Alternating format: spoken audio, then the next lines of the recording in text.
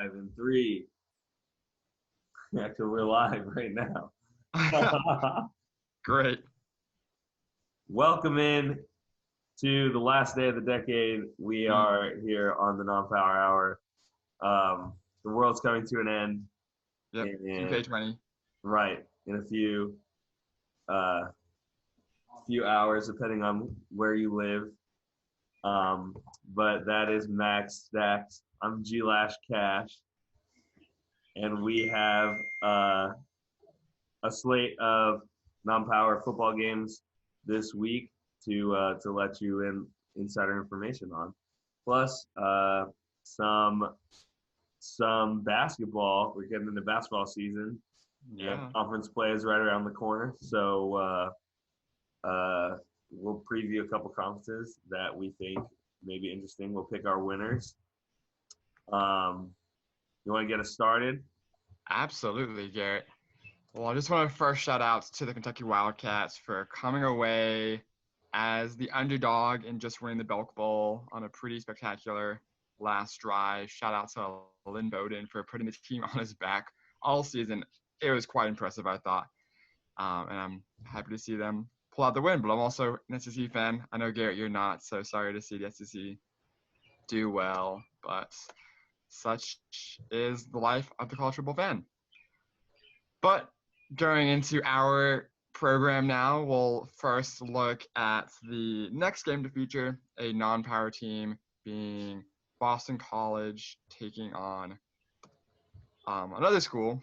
I just forgot Cincinnati. There we go. Of course it is. In the Ticket Smarter Birmingham Bowl.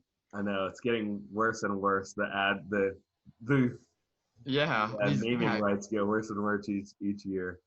Yeah, the promotions before long, it'll be something complete gibberish, like Ticket Smarter. I have no idea what that is, but we'll learn before long because we know all of you are going to be watching this game very closely.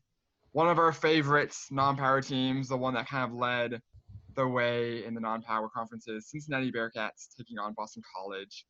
I'm sure a lot of you will be watching that to see a non-power team try and beat a Power 5 team. But I'm here to tell you that you'll be wrong. I think Boston College will actually win this game. They've definitely had a lot of turmoil towards the end of the season with the firing of their head coach. And, of course, their main running back, A.J. Dillon, not playing as prepares for the NFL draft. But I still really like what this team can do. They pulled out a pretty impressive win. Just didn't make it to the Bowls at all, beating Pittsburgh on the road, I believe, which is certainly not an easy task. And, yeah, I think that this team will certainly have a huge challenge to try and beat Cincinnati, but I don't think that Cincinnati's had any good wins this year, really.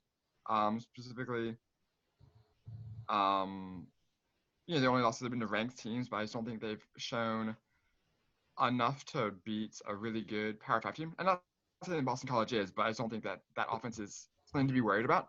So if BC continue to run the ball with their second string running back, David Bailey, who's pretty explosive, including a 74-yard run earlier in the season, I think his team has a real shot of still winning this game, beating Cincinnati, and getting a really huge win for this program in Richie Gunnell's first game as the interim head coach.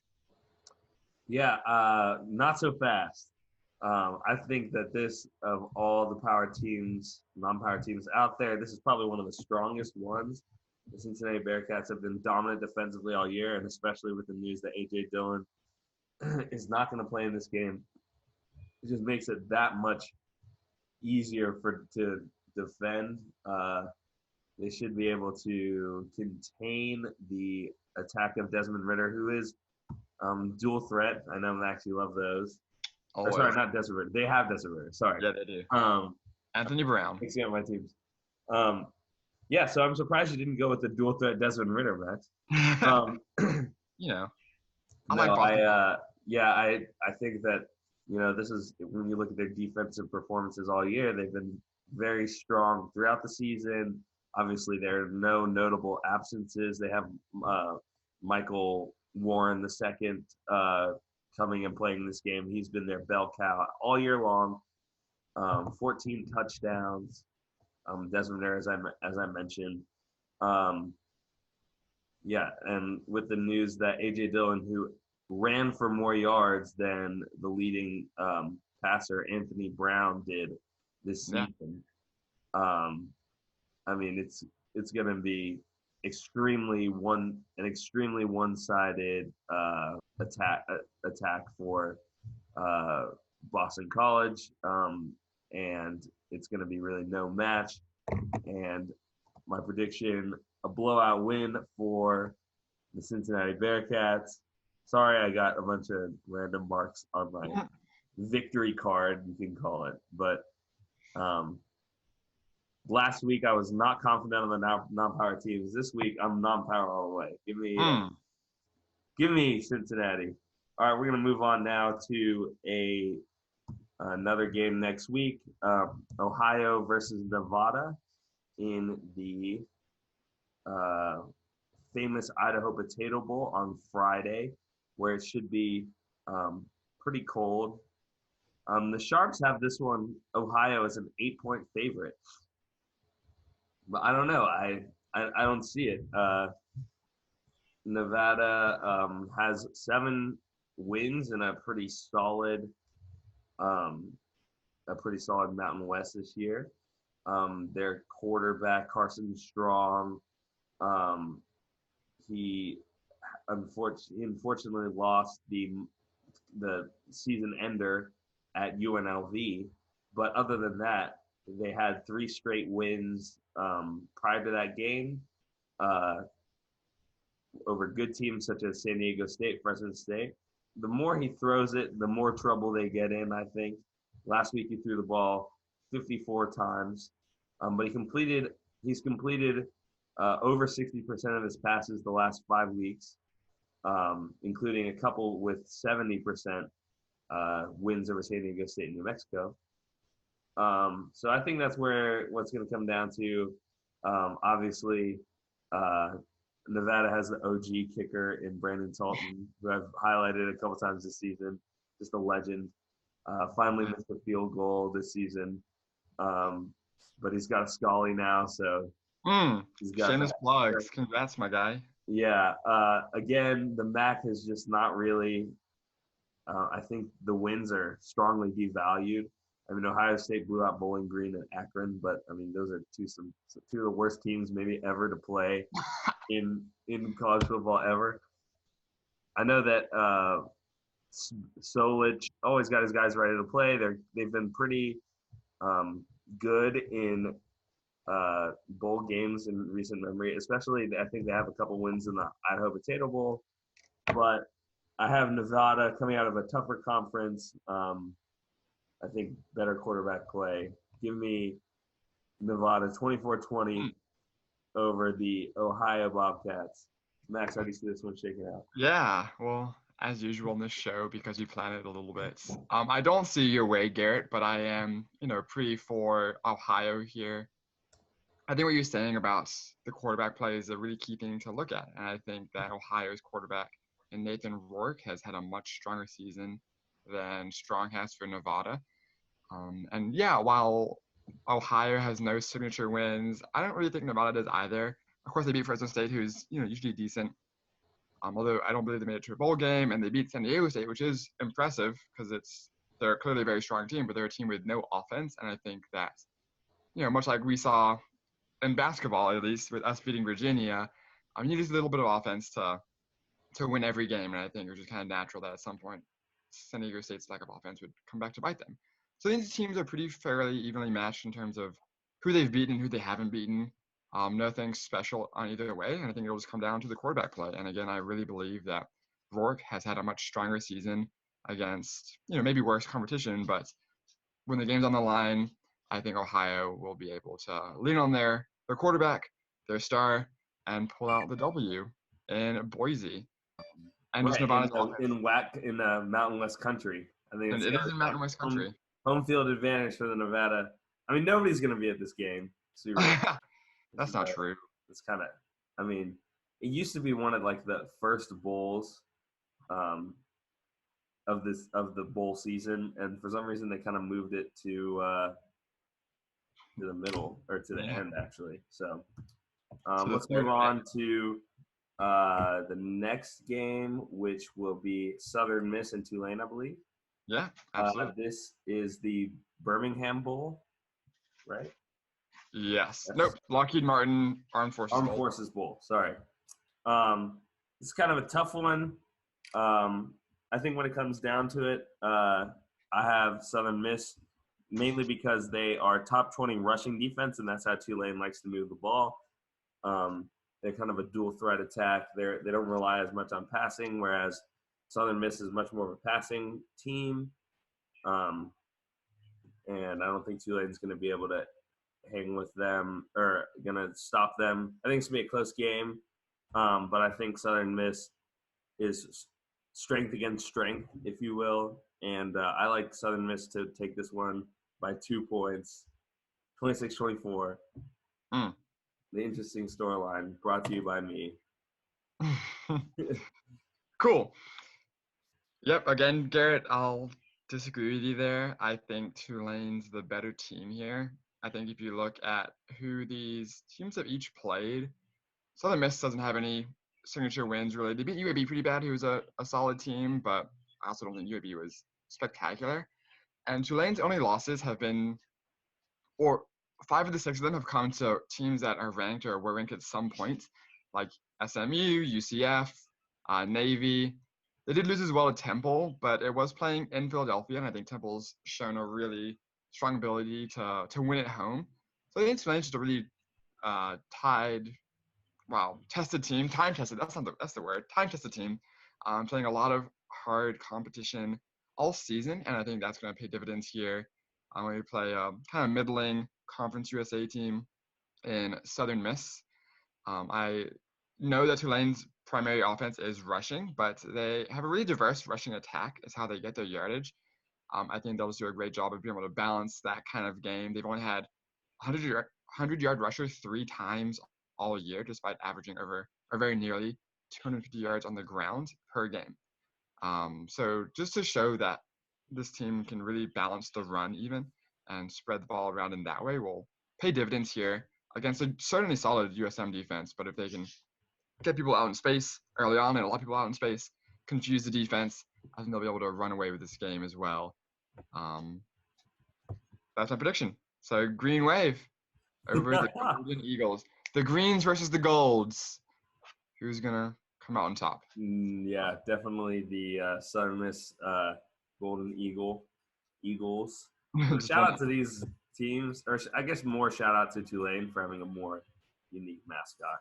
I tend to give the nod to more unique mascots, just like the one we're about to see, the Louisiana Raging Cajuns in the final non-championship bowl, which nobody cares about. People only care about teams in non-power conferences. Yeah. And this game, frankly, is going to be a complete blowout in favor of the Raging Cajuns. This is a team that has been just amazing on the ground all season. This team, I mean, put up a ton of points against App State, who's got a really good defense. And App State went on to have a 13-win season. Miami, on the other hand, the MAC championship game winner, but they're just, again, that whole conference, although showing out in the bowl season, just not quite on the level.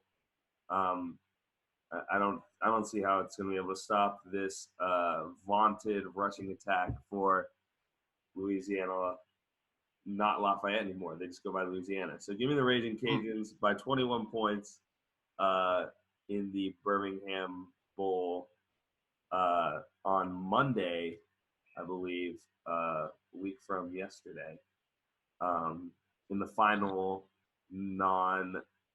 interesting bowl game of the bowl season. Yeah, because who cares about the championship? Right. Yeah, Garrett, I'll agree with you here. I want to pull for Miami. I think that they've had a pretty awesome season in the MAC, especially. They lost early on to teams like Ohio State and Cincinnati, but really did own their conference and had a pretty good showing as well in the conference championship. But yeah, I just don't see enough from this team to believe in why they could beat Louisiana. This is a team with an extremely strong offense, a very powerful defense. I think there's going to be too much for Miami to try and overcome. if they were to do anything, I think it just have to be slowing the game down, relying on their rushing attack, playing efficient football. But I just don't think that even with all that, they'll be able to keep Louisiana down. That quarterback for Louisiana, Levy Lewis, is spectacular. He's got a great ratio in terms of touchdowns to interceptions of 6-1, and very nearly 3,000 yards passing through the air. On top of that rushing offense that they have. So yeah, Louisiana, I think will come away pretty strong. Certainly covering the spread. I like your 21 points game you choose, Garrett. So give us Louisiana as well.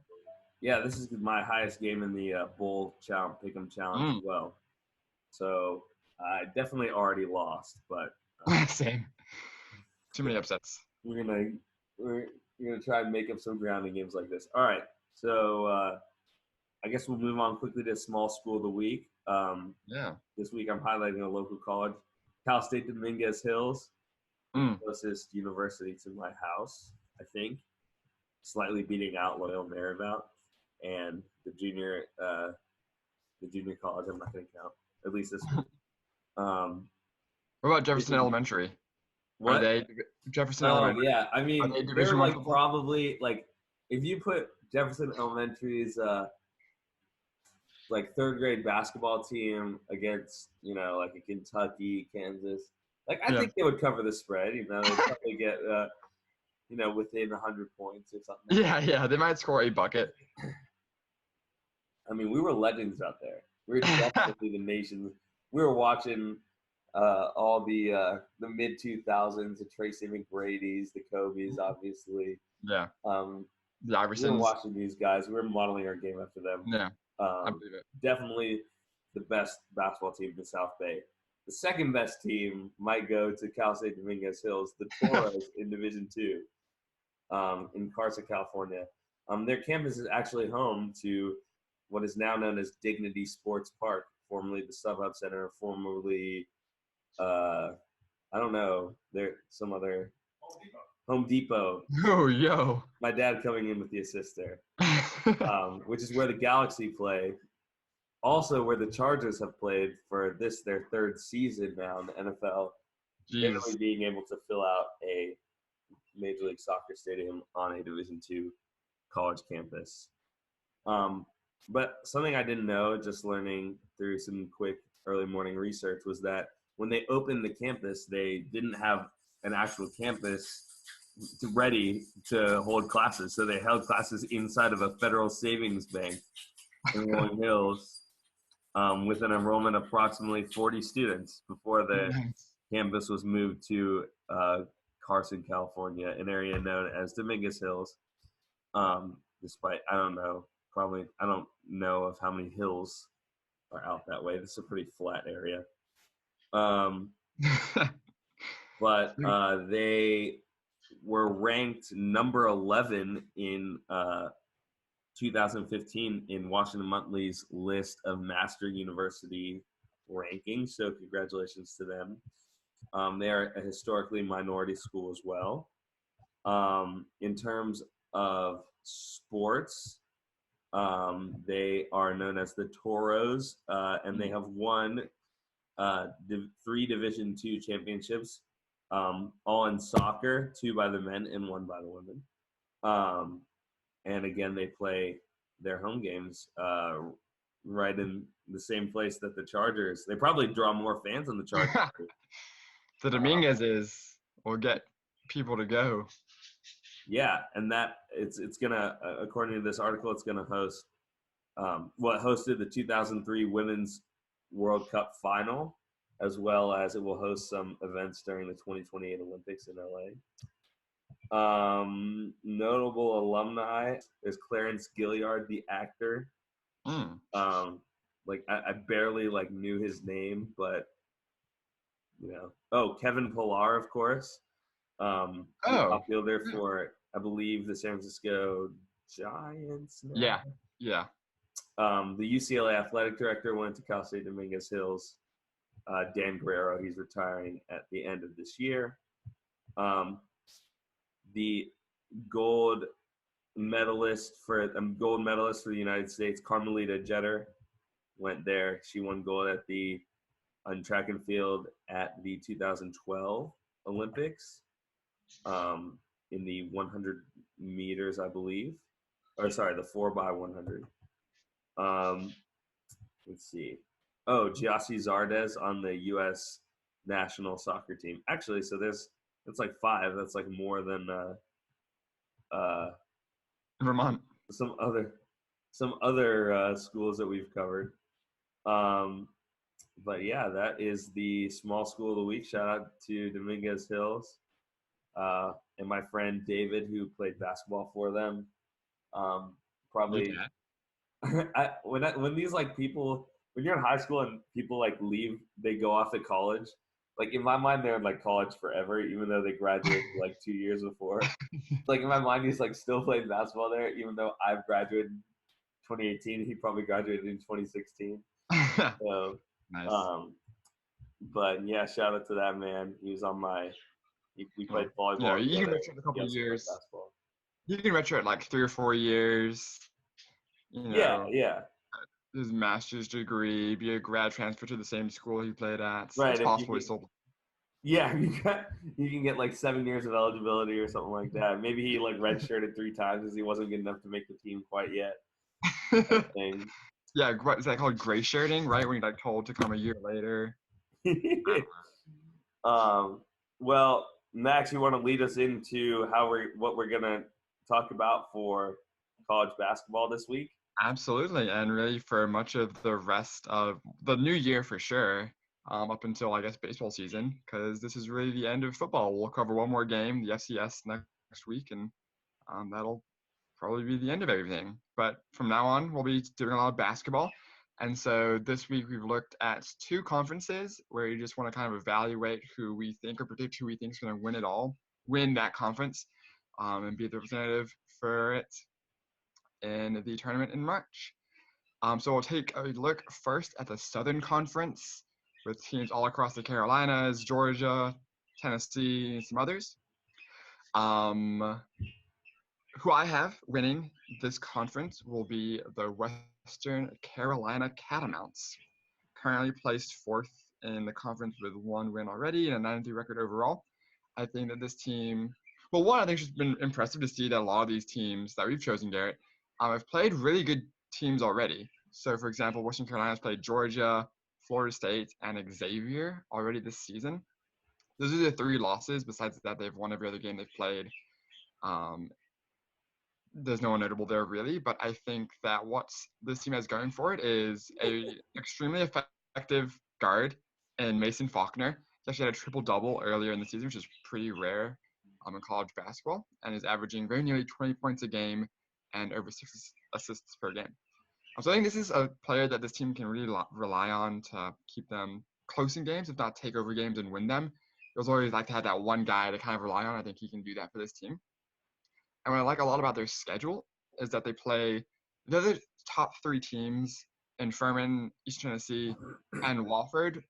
They play them each twice, first of all, but they play them each early on in the first couple of weeks in conference play, and 2 of those games are at home. So I think if this team can get off to a hot start, if Faulkner can do really well, and they can take those 2 games at home, especially against the other front runners in this conference, they'll be in really good position to win the rest of the league going forward. So it's kind of like the way the schedule lines up. I think that this team has a lot of talent and has already been battle tested, and that'll carry them through the rest of the season. And to get their 2nd ever tournament berth out of the Southern Conference. All right, yeah, I respect the pick. Western Carolina, as you mentioned, would only be their 2nd tournament berth, and their first one, Max, was a near upset of the Purdue, the number 1 seed Purdue Boilermakers in 1996, according to my research, which would have been at the time, of course, the first 16-1 upset.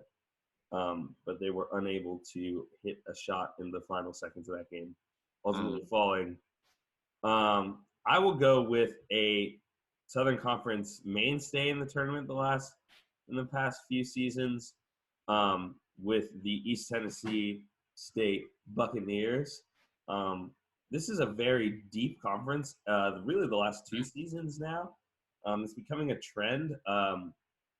There, maybe most of their teams don't really have that many bad losses yet.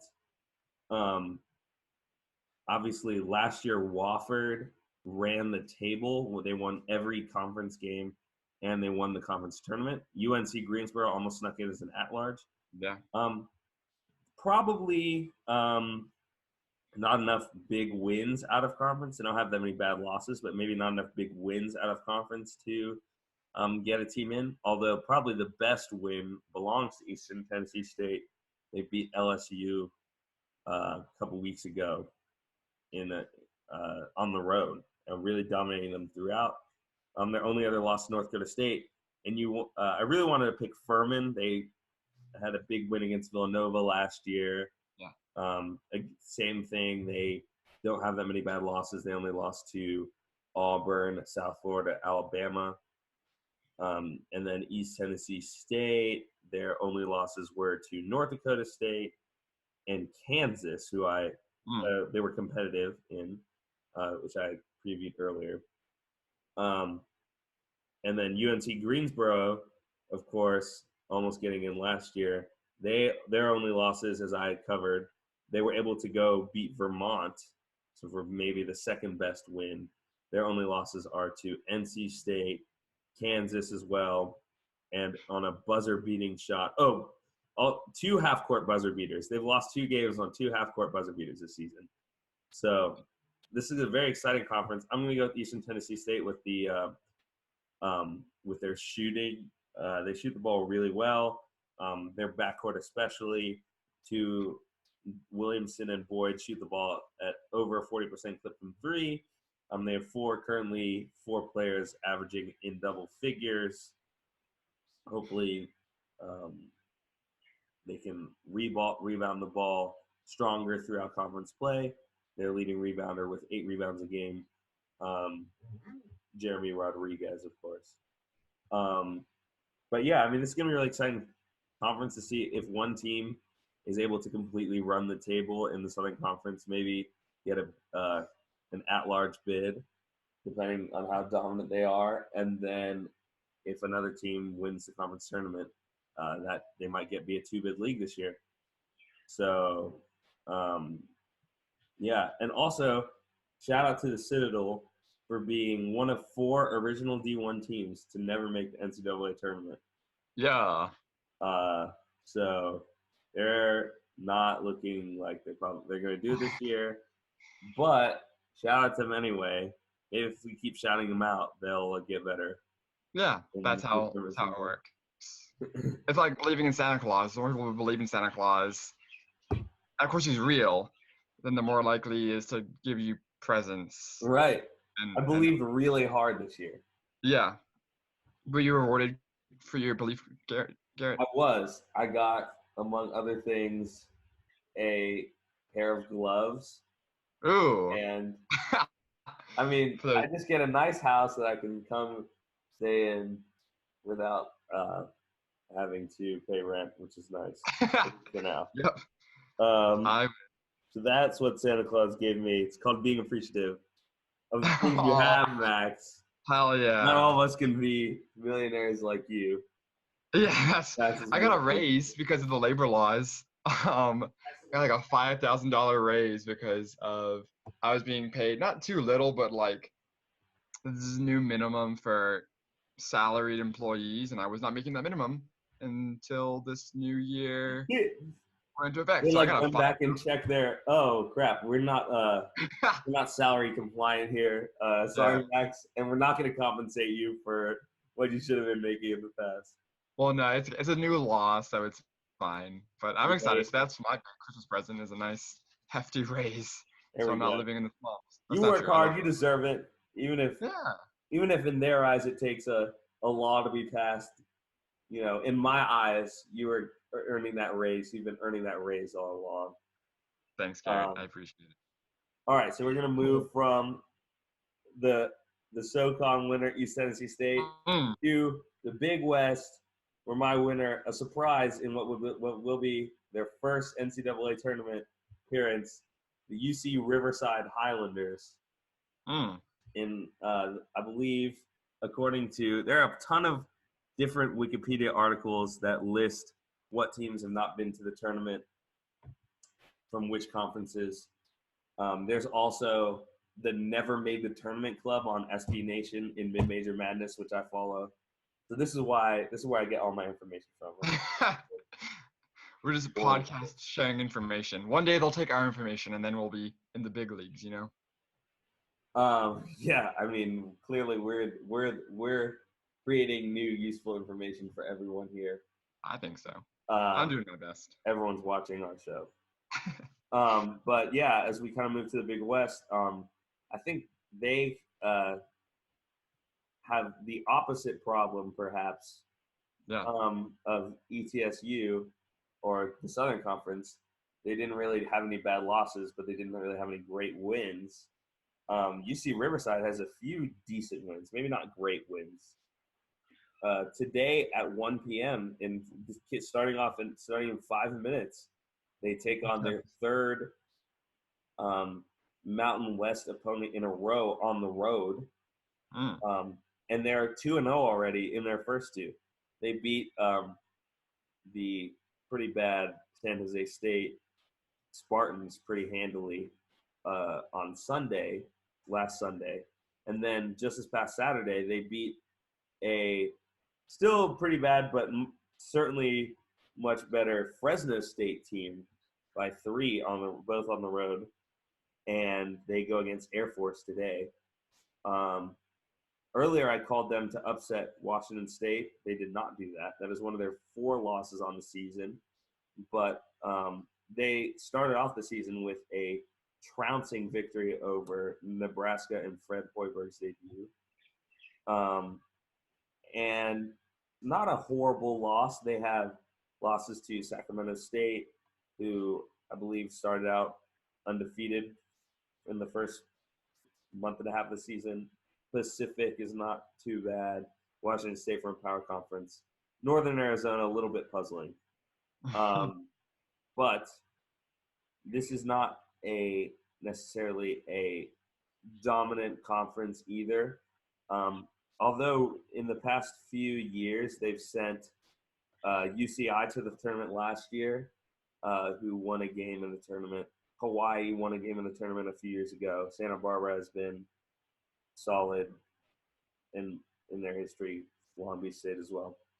But yeah, I think this team, the reason why I picked them, besides their strong showing so far, is they have Arinze Chidom coming back, the 6'9" forward from Oakland, California, a junior.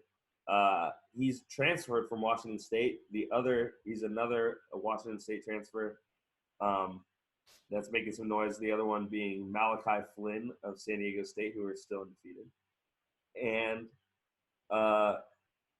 and he's only played 3 games since either some eligibility concerns or, I'm not totally sure, maybe an injury. But he has averaged 16 points per game and 7.7 rebounds. His most recent game against Fresno State, a monster 23-10 game for him. So I like Riverside to go snag their first NCAA tournament appearance, becoming the last Big West team to appear in the tournament. Yeah, there's not some motivation there for the team. Yep. Unfortunately, Garrett, I think they'll lose to my team on that road. I am taking UC Irvine again to win, coming off their season. It was only their first time in the conference tournament, in the NCAA tournament ever last year, so they're still pretty new to the game. But I do like what this team has going for it so far this season. They definitely don't have any signature wins. They beat Boise State 69-60, which is pretty impressive. They beat University of Louisiana, Eastern Michigan, Kent State. I don't know if these teams are good or not. There's some pretty bad losses too. They've lost to Detroit, Pepperdine. The Detroit Pistons, though, I'm sure. Yeah, the Pistons. Yeah. It was impressive. They only lost to the Pistons by 12. points. But, better than the Jefferson high schoolers or middle schoolers to There you go. Elementary school. whichever one. But yeah, I'll take the Anteaters here. Zot. I'm learning that from my friends that go there or that work there. Yeah, I think that this team just plays really good team basketball. They're some of the top ranks in some of the top ways for rebounds and assists per game. It's a very slow-moving offense for sure, but pretty efficient. Their leading scorer, Colin Welp, as well as the guard Welp, as well as their guards Worku, both shoot 40%, over 45% from behind the arc, and are about 40% from the field as a whole. I think that they've got a really good ability, again, just to be efficient. They certainly move slow, but if they can continue to pound the glass well, distribute the ball well, and just get everyone really involved, this team has a chance to continue on their winning ways from last year, continue on to win the conference this year. It'll be tough for sure. There's a lot of teams that are vying for those top spots in this conference, and a lot of teams that have played well in recent years.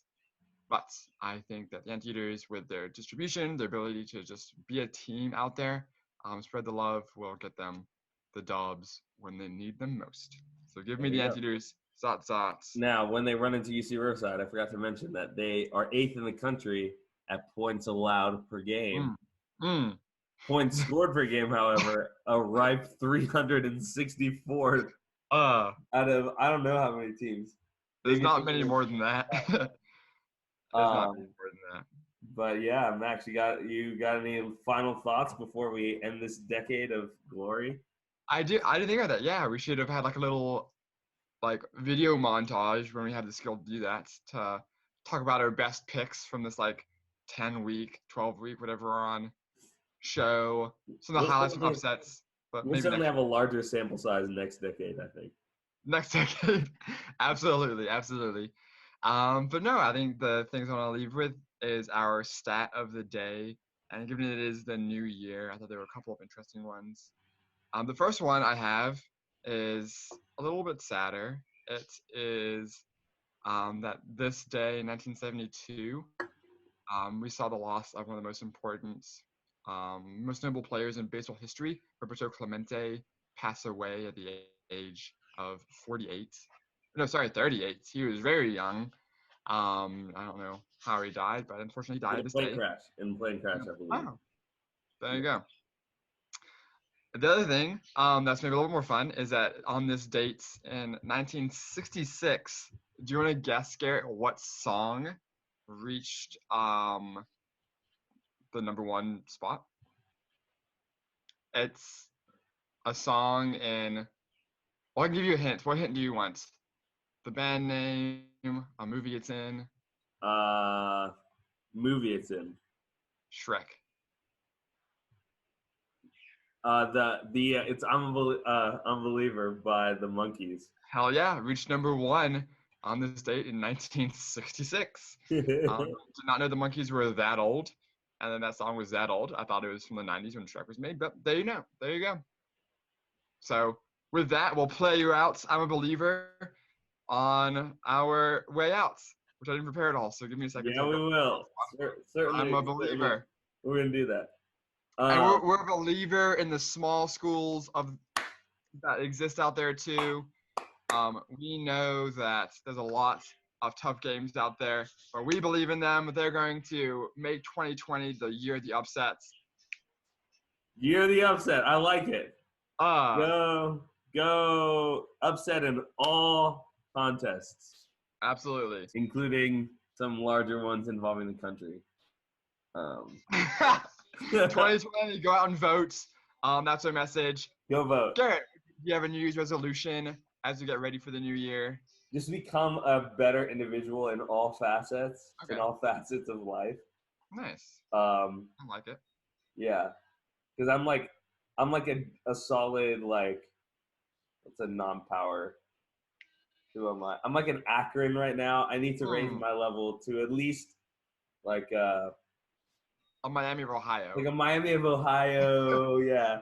a Southern Miss. Hmm. Um, Louisiana by chance? Is that? Louisiana. I could get it if I could get to Louisiana. That would be. Yeah, I'm like a solid Bowling Green right now. So Oh, you're great, Garrett. I'm You're slightly you're above it's the Akron. Tulane Green Wave. Yes, the Tulane. I could be a Tulane. Hopefully to elevate myself to the national champion UCF team Yeah. in 2017, I believe. Exactly that. But that's it for us for this decade. We'll see you on the other side. And go Cox. Go Cox, always. Go conferences that aren't. Sorry, I'm dragging this out too long. Go Cox. 2020. See you later. Bye, friends.